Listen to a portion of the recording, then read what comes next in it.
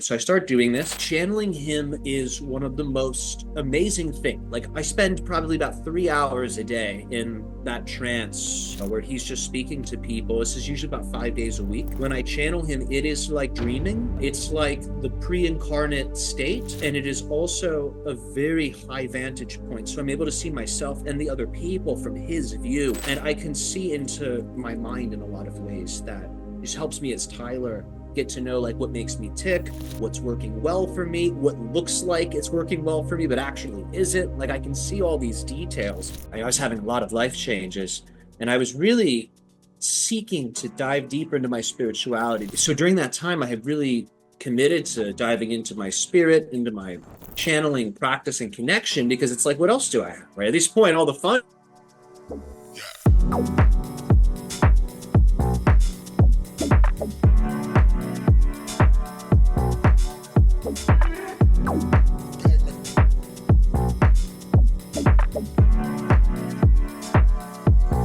Welcome to Elevated Conversations.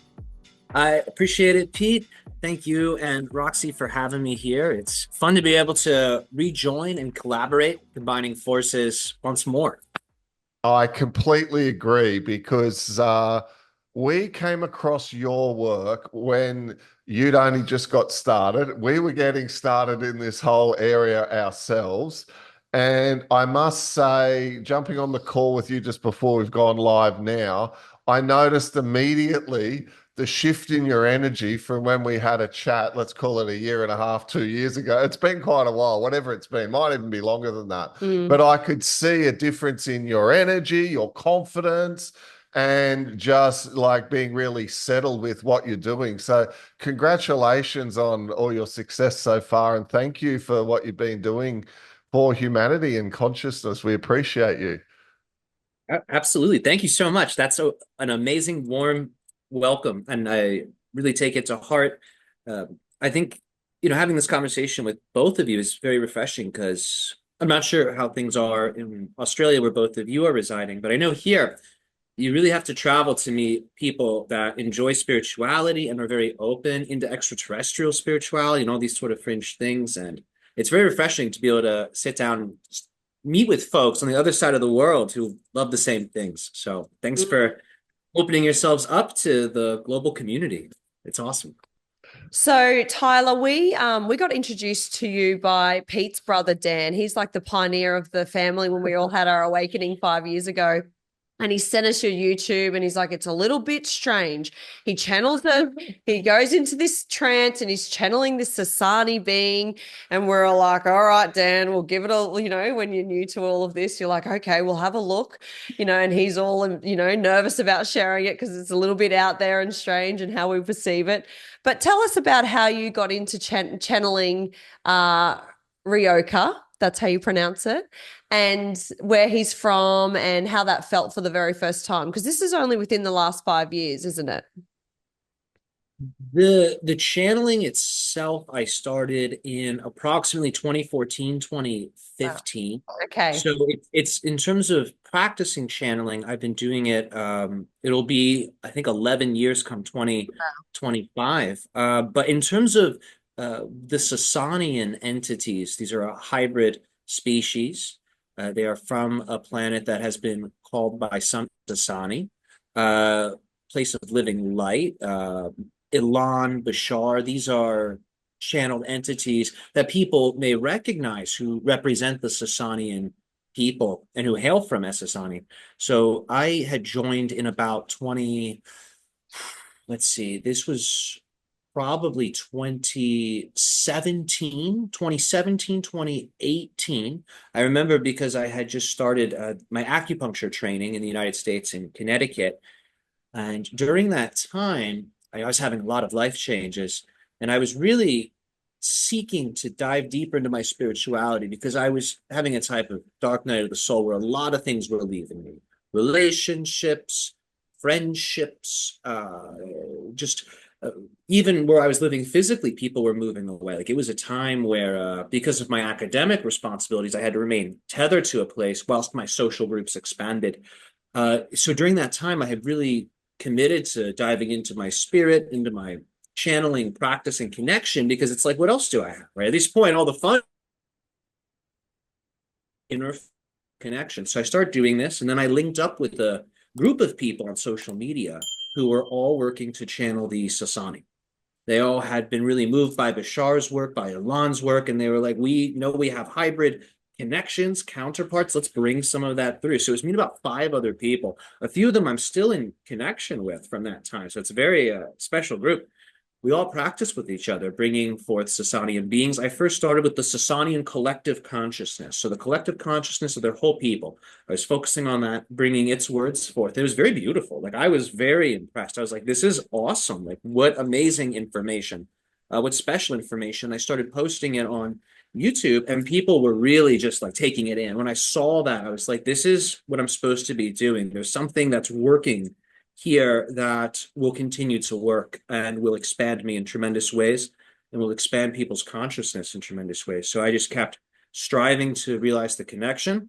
And one day I said to the Sassanian collective, I appreciate this relationship. All this is amazing. I have a strong desire to know one member of your civilization as myself, as my higher self, as my source of information. Can I receive this, personal contact? And they said, you can.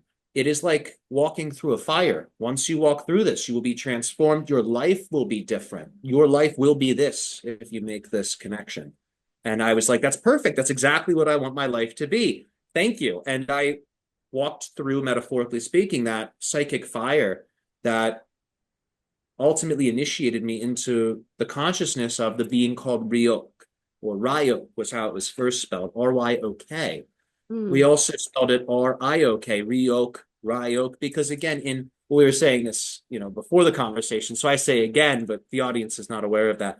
Before our conversation, we were talking about the name of the entity I channel, right? Ryoka, present iteration of the name. But when I first communed with this being, the being described himself as Ryok. He also said Ryok, either are fine. He literally was like, either of these are okay.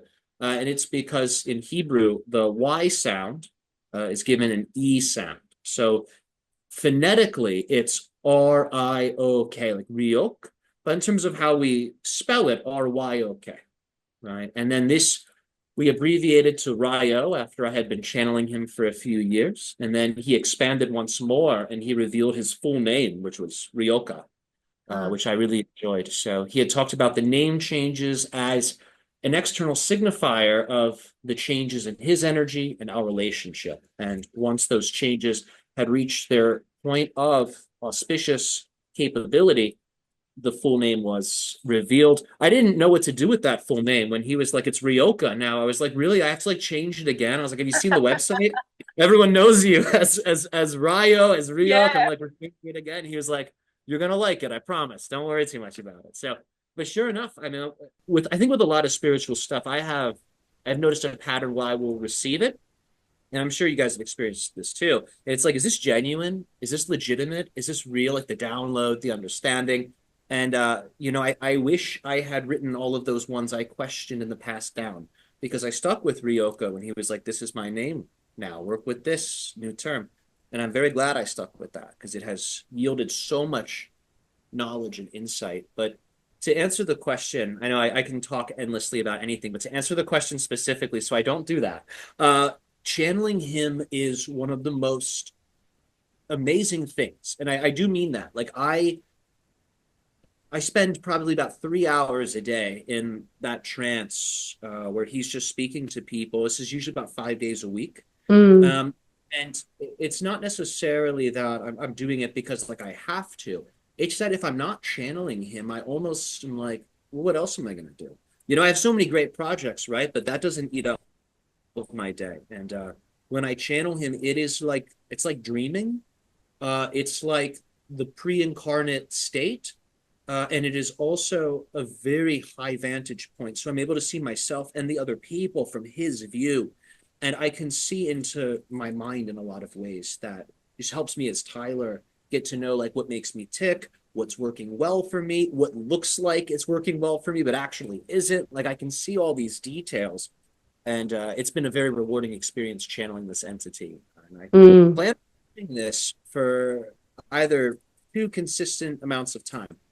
One is, until I'm not here anymore. The other is until the aliens land, because once they land, I don't know if I'll have to channel them anymore. Like if they're here, I might be like, just ask him, Yeah, like he's right that's there right. or something. You know, there's sort of some funny time frames, but that's how I approach this. Like, And what does that and, look like? yeah, In terms of when there might be contact? This timeline keeps changing. A lot of people say the recent election might have affected that. A lot of people feel like something big's coming in 2025. What's your feeling on this? I've been hearing 2027 quite a bit. I Yep. have heard Bashar talk about this. He's described it as the fulcrum of contact. I've also heard a lot of ufologists in recent times talk about 2027 is a very auspicious time for contact. 2027, if we reduce it down, we get 11, right? So it is 11 is in numerology a really nice number. It's seen as the UFO beam, right? How it's like beam me up, Scotty, or they have the cow that gets beamed up, right? That is the power of 11. Aleister Crowley talks about it as the number that most closely represents the magical current of life force. So I think 11 is a really auspicious power to be working with them. I think we'll be wowed in 2027. It really depends on the individual, I think. I feel like the 11 number is on point, Tyler, because when people wake up, they start seeing 1111. That's or 111. That's very much the first of a graduation phase of the ascension journey. And so for UFO or galactic consciousness, if that 11 number is striking again as a new phase, it would make sense that it's 1111. Definitely. I think so. I Mm. certainly remember those 11/11 days. I'm so grateful you brought that up. That was a big part of my life for a while, like looking at the clock and being like, what is the universe trying to tell me right now? Because it keeps happening. I Yeah. get like 11/11 or 333, 555, and it would just be like, what is this? I was like, am I supposed to solve this? Like, what, is it a puzzle? What does it mean? You know? So I love that you've moved to another octave with frequency and the channeling's getting stronger, and that Sassani being Ryoka is now like a different frequency to you. It's a little bit more sparkly, and that's your growth, because we notice that when we're doing in service, we are raising our vibration. There's always a new perspective for us to see within that higher scope as well. So we understand what you're saying. And it's beautiful because you're learning to operate in that frequency for longer periods of time. So with Ryoka, is he what frequency is he coming from? What dimension? And is he physical? And will he be a part of First Contact? Sure. So he describes himself as a collective consciousness that many beings are a part of. So when we're talking about Ryoka, we are talking about a conglomerate being, many beings across time, all working together to create a type of super consciousness that can be channeled. So with the Sassanian dimension to him, or this is sort of the extraterrestrial dimension to him that most people are familiar with. This is really a channeled representative of that collective consciousness, if that makes sense. So think of yourself maybe as a collective being existing across time in different time periods, the past, the future. Imagine if all of their views were put together as one view.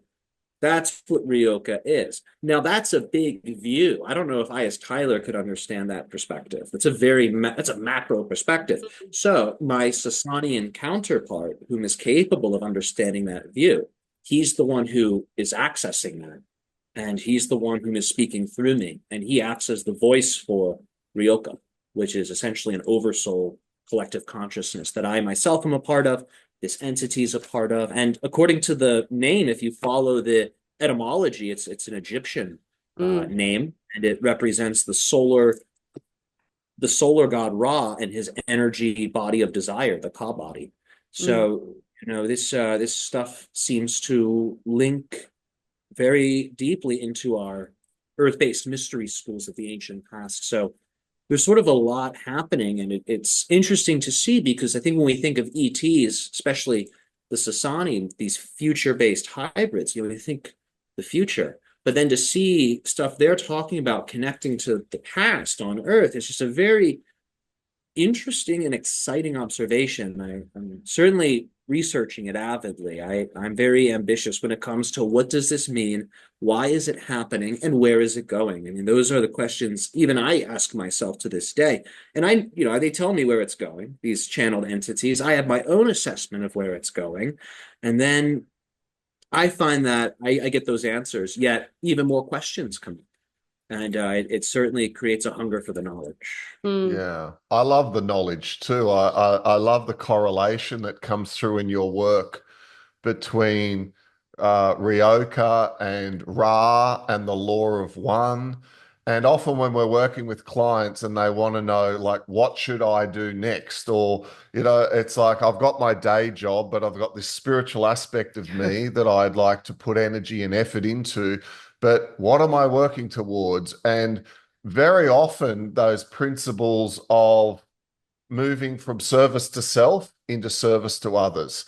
Some of the teachings about trying to get your frequency or your consciousness to calibrate above the level of 500, right? The level of the heart. If you can open that heart chakra, right? Get the heart brain coherence, like Dr. Joe talks about. If we can really get ourselves into that brain, that gamma brain state and connect, then what we're really doing is moving towards, as what Ra talked about in the law of one, the graduation of the soul, almost freeing ourselves from this karmic loop of constantly often having to go over the same lesson over and over and over again. Mm. Does Ryoka look at it in a very similar way?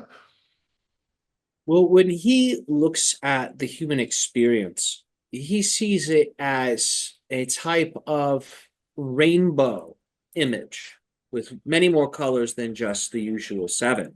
Yeah. So it's this idea that the individual is a timeline generator. And all individuals are projecting their own multi-dimensional experience of reality. All of these individually projected universes overlap, and we call it our collective simulation or our collective hologram, the outer world. Individual, if they are not accumulating spiritual power, and if they are not altering the karma that they contain, they will be subject to ultimately the push and pull of the outer collective overlay reality. So, in other words, right, they'll get pushed and pulled by their occupation, by a political movement, by a cultural movement, by a religion, by a whatever. Whatever has more energy than them, it will move them, it will push and pull them. But when the individual is creating high vibrational states of ecstasy within themselves, when they are following something beyond this world, like a immortal purpose or reason for existing, right? You can't have that ever taken away from you. If that's how they're living, then they are vibrating above that collective energy state, vibrationally speaking. It's like they're above it. Therefore, they are not affected by any of the happenings within it, or at least they are less affected by the happenings within it. And when an individual has accessed that level of consciousness and stabilized it, now they are ready for what Ra might describe as the graduation, because now they are more like a thermostat rather than a thermometer, right? Instead of just reacting to everything, they can adjust themselves. That's the responsibility needed to exist on the higher levels. If you don't have that power, you will be swatted because you're a liability. Imagine someone gets up into the six-dimensional reality and they still hate their mom. Yeah. And then they think, hate that woman. That's going to ripple across the universe. Mm. Like that could cause some serious messed up damage, right? So the ability to not be fazed by evil thoughts or deviant currents of energy, the ability to remain in your center and to be totally autonomous, that is what permits a being to graduate. And that's what yoga teaches. That's Yeah. gold. I love that. I never had that perspective. That's amazing. Thanks for explaining it so clearly. Sure. It's You're like welcome. the ripple of that projection of just like not liking females even, right? Or still having issues with men. So the graduation of the inner healing work is so vital on this path. And I'm sure you've gone through your own a healing journey. What are some things that you like to do to upkeep that and maintain your healing? Is it plant medicines? Is that how you use That's to elevate? really good. That's a great question. I'm a proponent of plant medicines. I think they're getting more and more popular, so I think we need more education on how to safely use them because I think medicine and the line between medicine and recreational drug, I think in the spiritual community is a very thin line. Mm. So I think especially as younger people get into spirituality, I think we need a lot of education on how to use these things safely. I like them. I don't eat too many psychedelics these days. When I was younger, I really did. I still think they're great. I'm more of a cannabis enthusiast these days. I think cannabis is one of the most delightful spiritual substances for healing. Cannabis for me, I wouldn't say it's a healing medicine in the sense that it's curing me of something.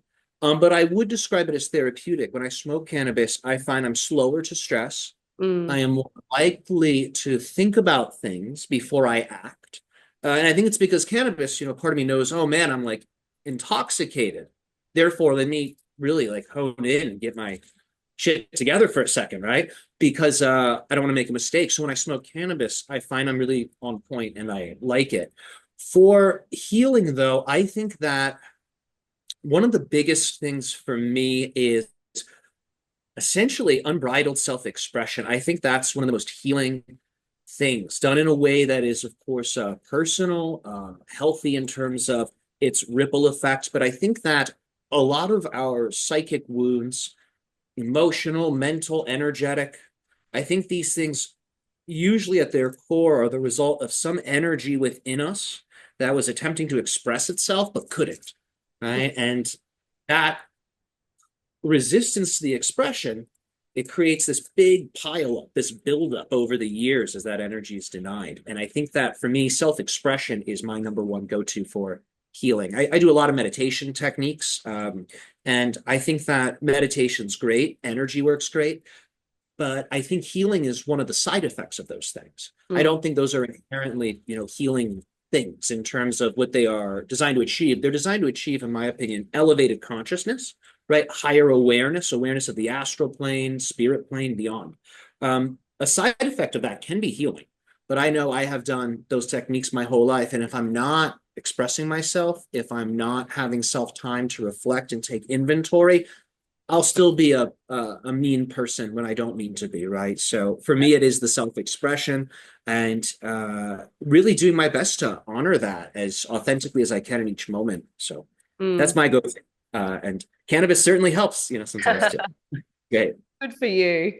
Well, guys, we're going to move into a channeling with Ryoka and Tyler. And, at the end of the channeling, Tyler needs a couple of moments to come back into his body and do that integration process. So before we move into the channeling, for anyone that's looking for Tyler's work, to follow him, where can everyone find you? You're offering channeling sessions, which could help someone on their journey for some insights. So do you want to share where everyone can find your work? Sure.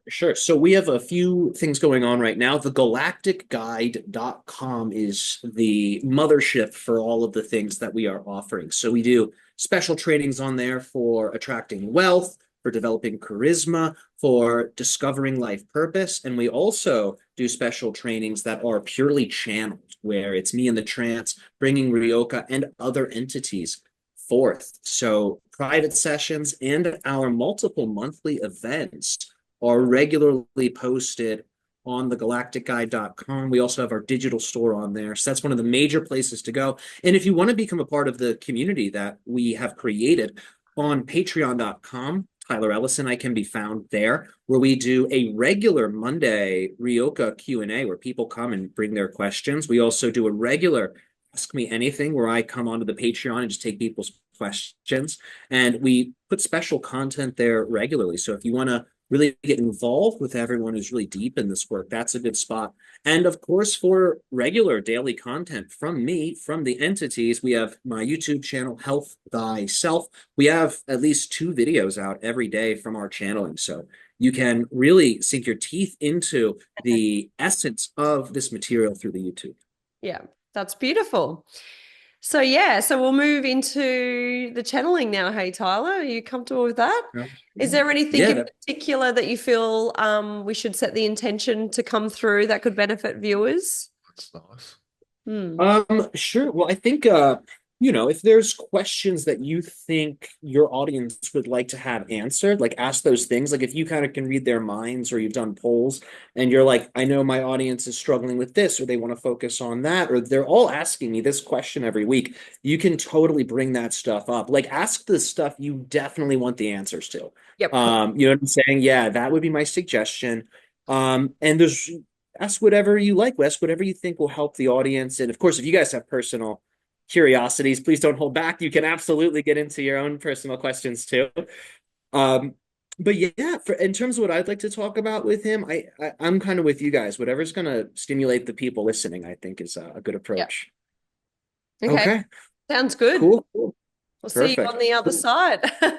Yeah, it sounds perfect. I'm going to take another sip of water. I'm going to do some deep breaths before I get into this. Feel a lot of energy is coming through. I think it's from all the attention that's going to be on the episode. So I'm just going to take a moment. So I'm in like my peak. So give me 1 sec, and then I'll just come back, turn my camera on, and I'll just go right in, and we'll enjoy. Okay. No worries. Thank you. I'll see you when we're all finished with the channeling. Have a good time. Thank you. We'll try and keep it on time for you, okay? 20 Oh, minutes. it's perfect. I don't have a hard. Yeah, 20, 30 minutes is fine. Do you guys have like a cap that you want to honor for the time, or? Yeah, we try and keep the podcast under an hour on the YouTube. So what perfect. We but we could late, but we'll cut it up a little bit. So we'll aim for 20 minutes and see how we go. Yeah. That sounds perfect. Awesome. You're welcome.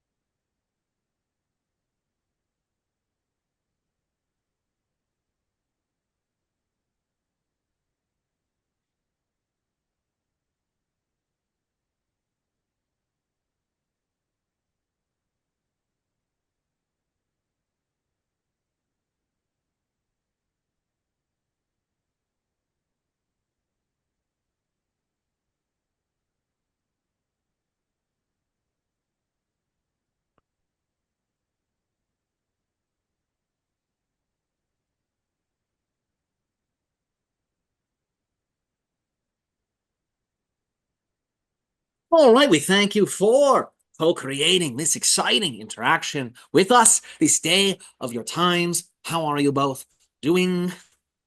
Good. Thank you for coming through today. We really appreciate your energy.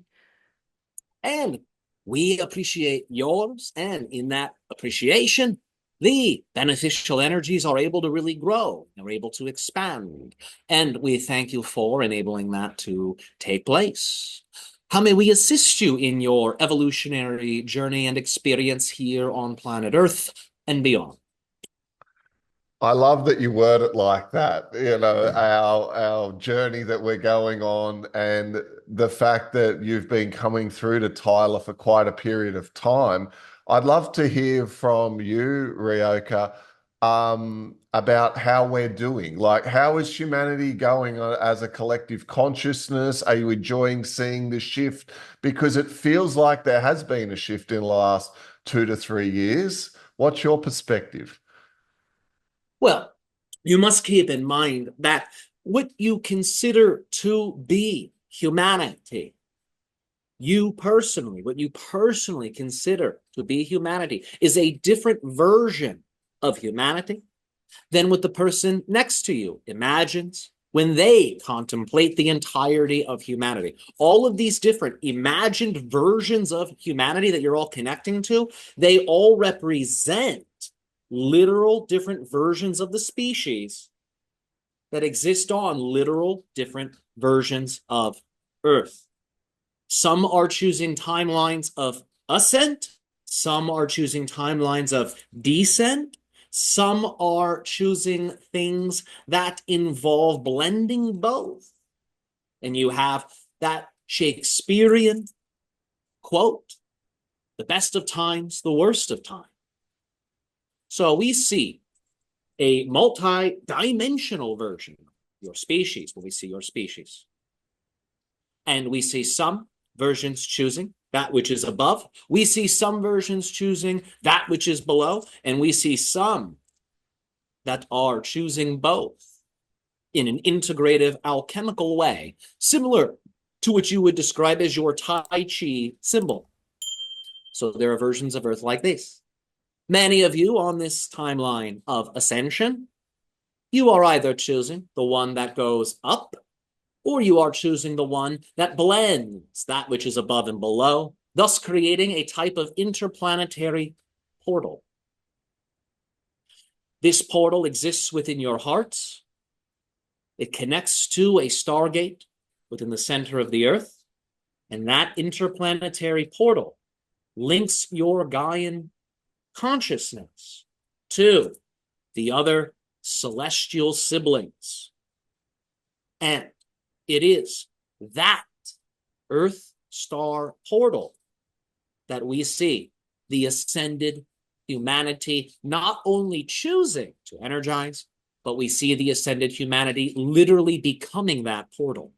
Your Aleister Crowley has a quote, and that quote is, "Every man and woman is a star."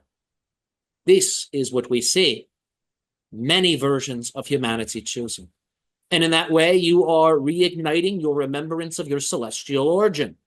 You come from the stargates that are the watchers of the night sky.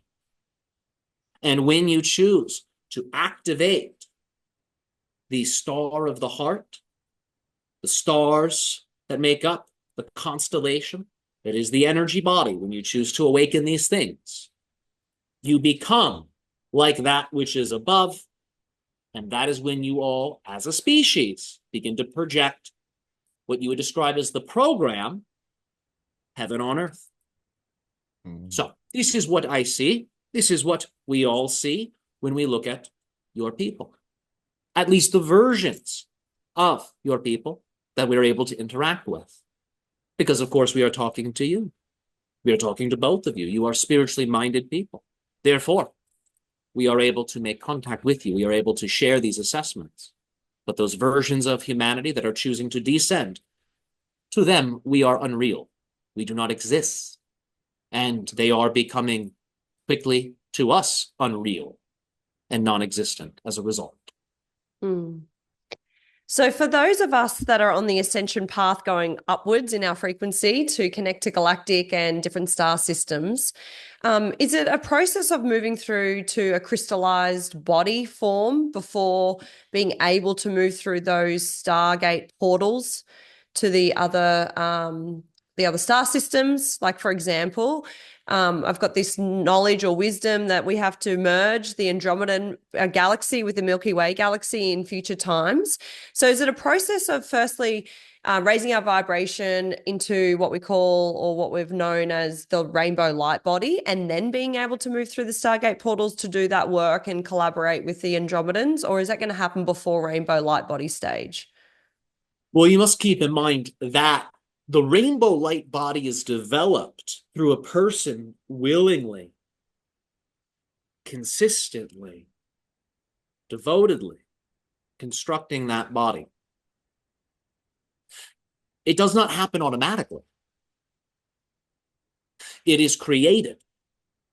It is built, just as your masons build temples. You too must build the vehicle of light, the body of light.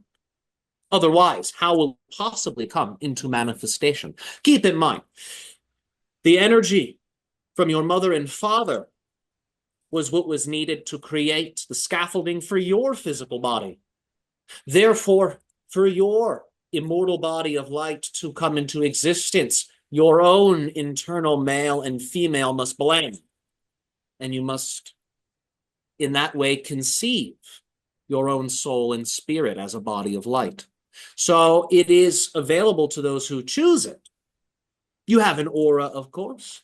Your aura can become stronger, can become more resonant with the universe, but the aura is not the same as the body of light. It is not the same as the rainbow body. So these things are generated through labor, spiritual labor. It's a construction. There are only so many who will choose to do this on your earth. But if they choose to do this, they will have access to these portals, these gateways now. Furthermore, they'll be able to make auspicious usage of any of the energies absorbed. If those bodies are not cultivated and generated, then the individual is really limited to their biology. Mm-hmm. It is like their energy is mostly physical. They'll be too dense to move smoothly through some of these portals. So, healthy eating, connecting to nature, regular detox and fasting, all of these things, very useful, but they are not the production of the body of light. So, this is what must be produced, the transformation of matter back into energy, the transformation of energy back into consciousness. This is what will make you once more a being of light in your own experience of self. And it is from here you can easily move through any portal, any gateway. Mm-hmm. If you become like the spirit element, remember, all other elements are made from it. So therefore, there will be nothing that is made unavailable to you. So is the building of this, when you talk about the building of it, the spiritual fitness, doing the work, is this spiritual balancing? Is this clearing the densities out of root chakra, sacral, solar plexus, opening the heart? Isn't it really about getting that right? That's a part of it. Yes, all of those things are important. But again, clearing chakras is not necessarily the same as building the body of light. So if you have chakras that are plugged up, if you have all of these clogs in your energy body, building the body of light will be incredibly challenging. It will also not be worthwhile because whatever version of yourself you create during that time will possess those same impurities you possess. So the clearing, the spiritual labor that you're describing, all of that is beneficial and essential. From our view, it is preparatory. It is like cleaning the laboratory before performing the scientific spiritual experiment. Mm. So the spiritual labor that you all were describing, that many people perform, this labor, they perform it and they sometimes will say, well, what's it all leading towards? Where's it all going? What's it meant to achieve? We are here to let you know it is the preparatory work for the creation of the immortal body of light, which is again generated specifically through spiritual sexual practices. You call it tantric practice, but it is ultimately the alchemical marrying of inner male and inner female. This type of blending of opposites creates a portal within your energy body that your essence, your spiritual essence, can project through. And now it's made manifest inside of you, you see? You all know you have the chakras, and the chakras are portals. Well, what are they portals to? The collective reality. You as an archetype exist on a higher level in that collective reality. When you open that portal, it can come in. That is what we are describing here. And it can come into an energy vehicle generated within the self, you see. Mm-hmm. And it will then dwell within you for all of your days and more. So this is one approach. It is an approach you will see common across many cultures as it relates to occult systems, mystery school systems. But this is where all of the spiritual work is going. So. Thank you. Thank you so much for answering that. So good. We wanted to ask about first contact. A lot of our group and our community is all about those, I guess, first contact moments, and very excited to have that experience from, 3D, 4D and moving into our higher frequencies to be able to be on the same radio frequency. For us, we're connecting to the Pleadians and remote viewing to a starship off planet at this time. So a couple of questions. First contact, what type of beings will they be? What year, roughly? And if there's any messages from that Pleadian counterpart that we're working with. Sure. So, few questions all put together. Which one would you like the answer to first? The first one, please. First contact. Sure. So in terms of when you must remember it's already happening now. In mainstream ways, it's just not being reported on. There are many videos worldwide right now of large, small UFOs over major cities. The contact is happening now.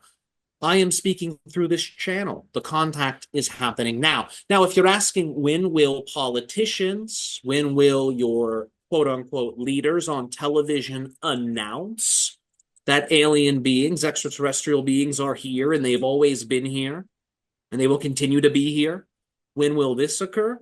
In a few years, but you're already being well prepared for it. All you have to do is look at what is circulating in your media now, and you will see you are being prepared for these announcements. There are possibilities for this to occur much more quickly. You will find that certain political shifts that have taken place will push the issue of disclosure and transparency in a very auspicious direction. And as a result, some things may occur ahead of schedule. So even though we are saying the announcements are likely to be in a few years from now, they may be made sooner. It may occur ahead of schedule. It depends on a few things. Those few things really have to do with the collective energy of humanity. Because the right information at the wrong time can create an non-preferred or undesirable result.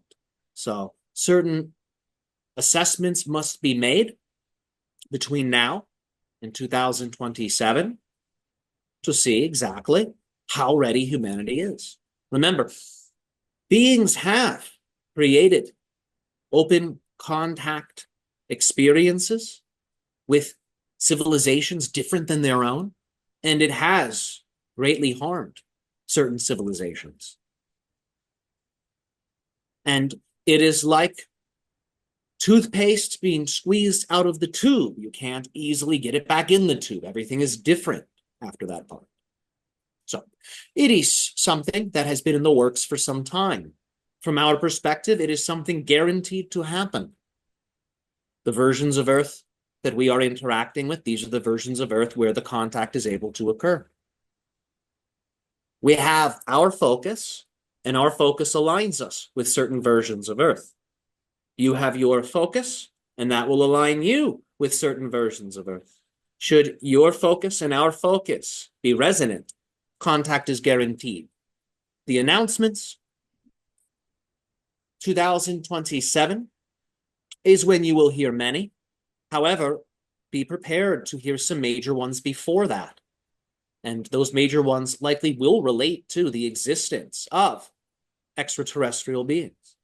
In terms of which ones will make contact with you, there are many that are, as we have said, already communing with you.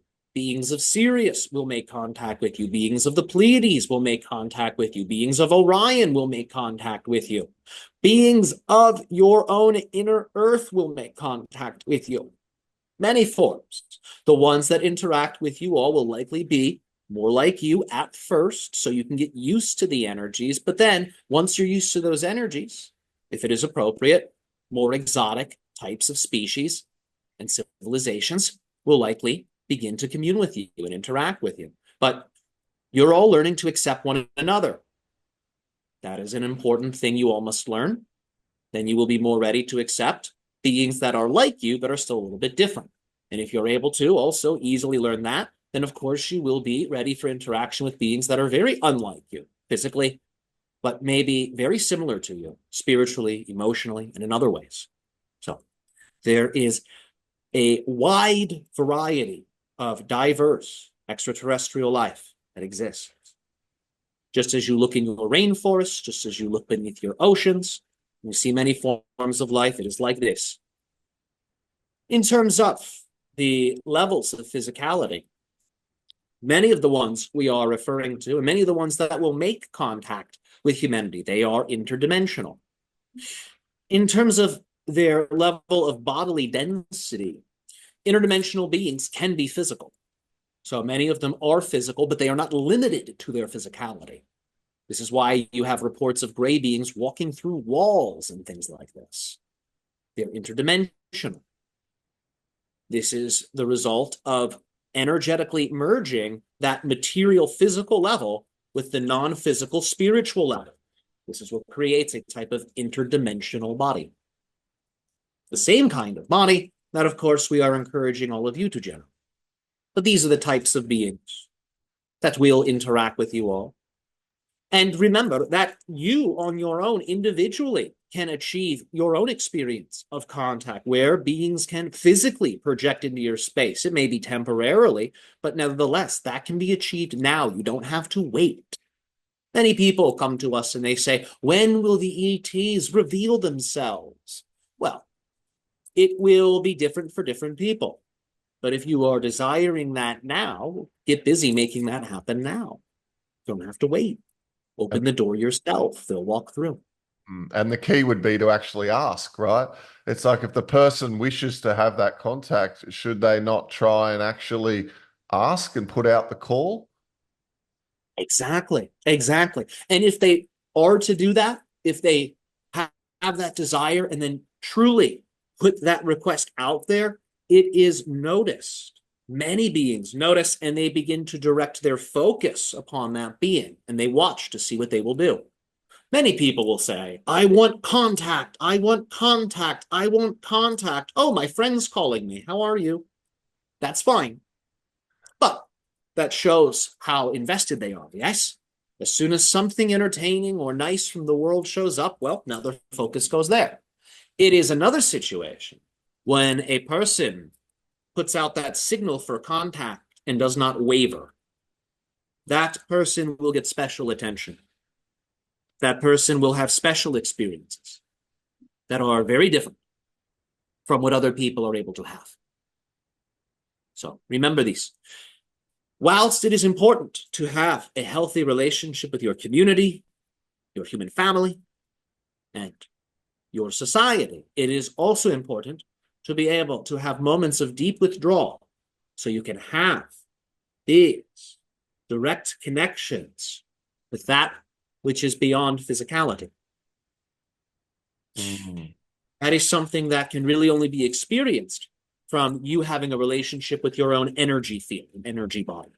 That's what allows for that interaction and communication to take place. So our suggestion is blend both of those things. Be successful in the world, be a wonderful force in your relationship and in the lives of others, and ensure that you do not neglect that self-time, but also that time for building the bridge. Remember, if you build the bridge, you and others will be able to walk across it. Beautiful. Okay, so messages from Pleadians. We're working with the ship. Is there anything that, any messages for us at this time or for our community from that particular group? Eskil is one of the main ones that we're connecting to. Sure. Their main, you could say, message for you all is to download the 7 stars onto the 7 chakras. Begin to conceptualize your energy body, your physical body even, as a microcosm of the Pleiadian constellation. And in that organization of your energy field, you will be able to experience deep telepathic communication and connection with them and to them. So our suggestion would be begin to use your intuition, your psychic tools to determine the energy of each of the 7 major Pleiadian stars, and then find which ones correspond with the certain chakras, the major 7 of the physical and energy body, and start to relate to your energy body in that way. This is a technique, a practice from them for you and for those whom you are connected to be able to experience them more deeply. That's great. Thank you so much. It's good. You're very welcome. We've just got a question about the pyramids. They're very unique objects, physical objects that tell us so much about consciousness in Egypt. We studied Thoth the Atlantean, and he speaks of spaceships underneath the Great Pyramid, and also that the pyramids are, in fact, spaceships themselves. So, what can you share around these beautiful divine architectural structures that are teaching us so much? Well, there's many things to be shared about them, but in terms of them being spaceships, they have a capacity to assist beings in experiencing out-of-body travel. So you must keep in mind that some of these things buried beneath the pyramids relate to vehicles of consciousness. And if a person were to insert themselves into that vehicle, and if they were to produce certain tones, certain frequencies, they would activate a type of effect within their consciousness that would allow for them to project up and out of that space as if they were in some type of vehicle. So the pyramids act as this. There are chambers beneath many of the temples that act as this. Now, of course, these are vehicles of consciousness being used for space travel.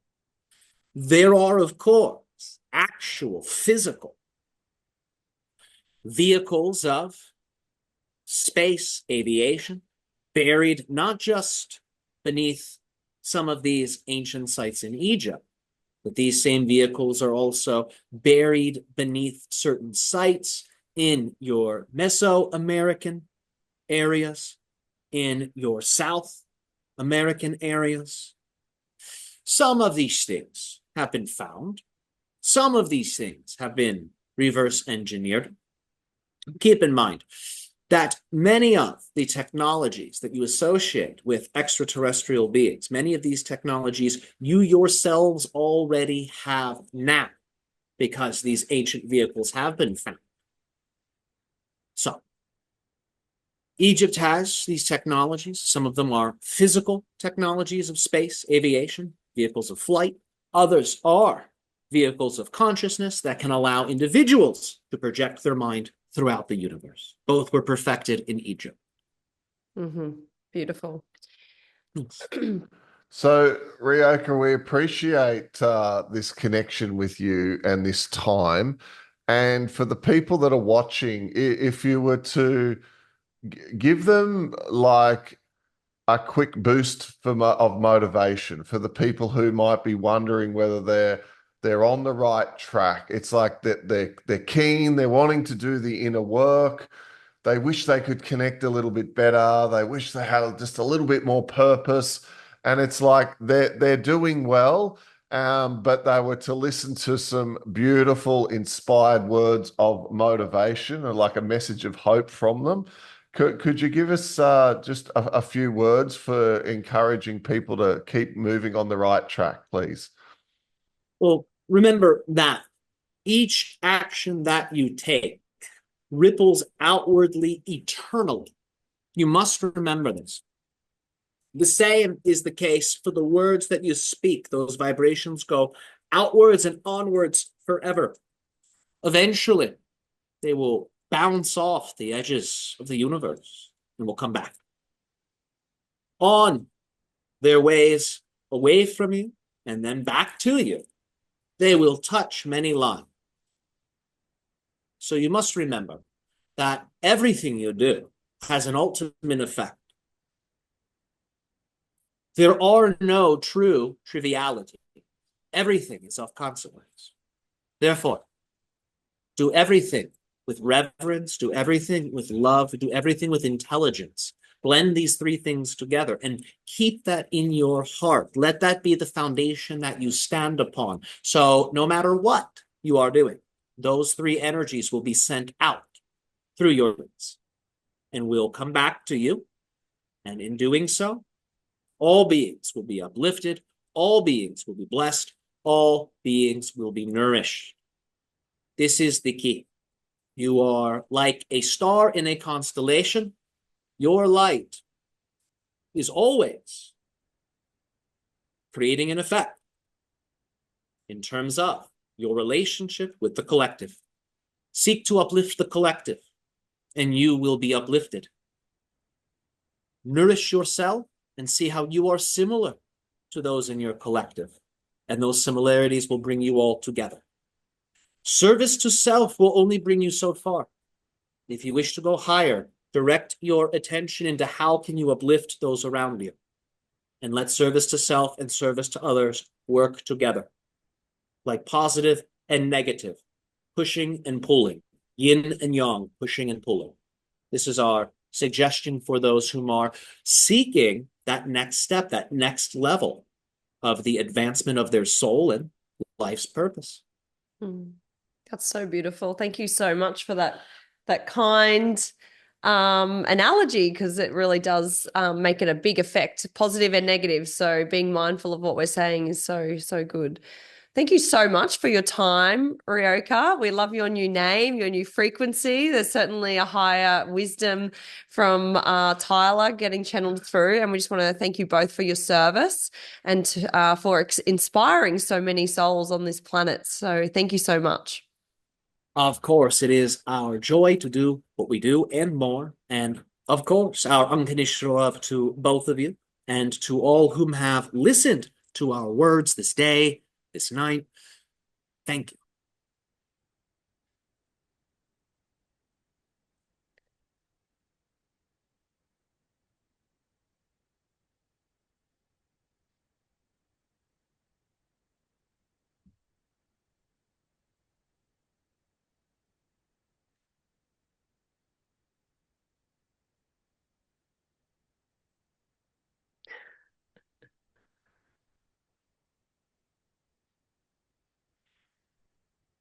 Cool.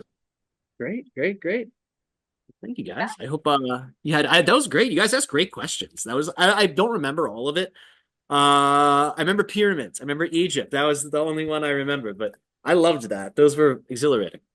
Oh, thank you. I think we need to book a time to have a deeper channeling session, because we've got lots of questions now that we got started. There was some gold that came through today. The light codes from the Pleiades down into the chakras. As soon as you said it, I just went, oh, I'm like, that's gold. Like, heck yeah. I'm excited for please, when you guys map that out, let us know, because I want to feel that too. That sounds very lovely. I did. I went, oh wow. It's already getting the names for what chakras. It's so crazy. Like as soon as you activated that, it was like coming in for me. So really, yeah. I like that. And I love how you explained, what can we do right now? It's like he really showed that in a way that we could see it, like what you put out is going to come bouncing back in energy form, and that it's like this big hologram, and it goes out to the edge of the trampoline and it bounces back into you. So you got to be very careful with how you're acting and behaving and speaking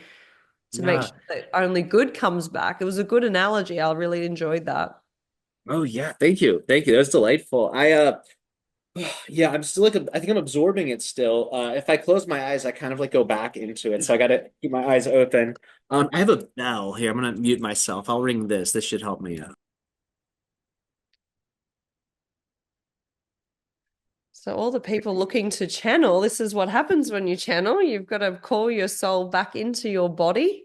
This is pretty much.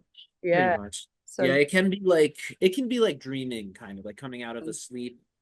And I think too, it is like coming out of a slumber, but it's a great practice. People feel inspired to do this kind of work. It's there for people. And there's so many good examples to go off of. There's so many entities to choose from. You can even channel your own higher self or inner soul. There's like a lot of ways to do it. And I hope people start to explore their consciousness in these ways, because it's exciting to be able to think past your usual self. That's how I would describe it. It's really like, it feels like syncing up with a different mind and getting to be a part of that for a while. And when I come back, it's usually a very nice transference of experience. Yeah, beautiful. That's nice, because so often people are, thinking, oh, I'm done with this, 3D, I'm done with planet Earth. And, you might take them, like if we take it for a session or whatever, often it's like they can't wait to project their consciousness up to the ship and to get out of, let's call it reality. And I tell them so often part of the beauty is learning to bring your consciousness back in and really just accepting that we are human and that we are here. And yes, there mightn't be things that are in harmony and balance, but that's part of the beauty of exploring that, not trying to avoid it. Right? Mm, mm. Definitely. Yeah, yeah, exactly. Exactly. I'm with you. And I don't think I think Earth can have a lot of challenge and pain and loss. Like there's a lot of nasty things about life on Earth. But there's so much that is like worth it. Like I gotta say, I think if a person can organize with the force of synchronicity, they can create such an excellent experience for themselves on Earth. And they can also build a legacy that they pass on to their children. It can be a life that gives to so many. And I just think at a minimum, it's like, if let's say if a person doesn't like their Earth life, they can still live their life in a way where their life is an eternal gift to so many. And I just think beyond whether our personal likes and dislikes of this place, we should be able to leave this place better than how we found it.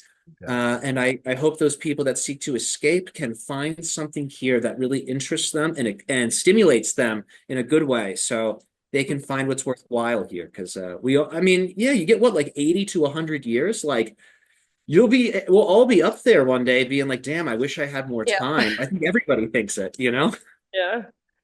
Well, thank you so much for coming on Elevated Conversations today. We've enjoyed your time. We'll put all your links below and we wish you all the best. Thank you so much. Thank you both for having me. An absolute pleasure, as always.